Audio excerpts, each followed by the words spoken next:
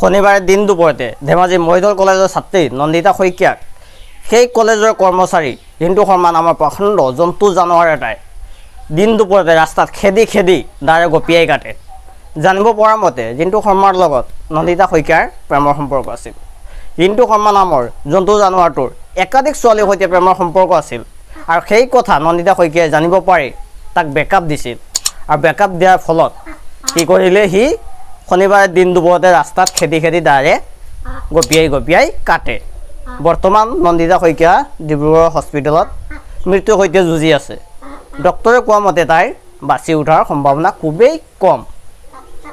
গতিকে মই সমূহ ৰাইজক অনুৰোধ কৰিছোঁ নন্দিতা শইকীয়াৰ হৈ ভগৱানৰ ওচৰত অলপ প্ৰাৰ্থনা কৰক যাতে তাই ভাল হৈ ঘৰলৈ ঘূৰি আহিব পাৰে আৰু ৰিণ্টু শৰ্মা নামৰ জন্তু জানোৱাৰটোক যাতে প্ৰশাসনে কঠোৰৰ পৰা কঠোৰ শাস্তি দিয়ে সেই দাবী সকলোৱে ৰাইজে চৰকাৰক জনাওক।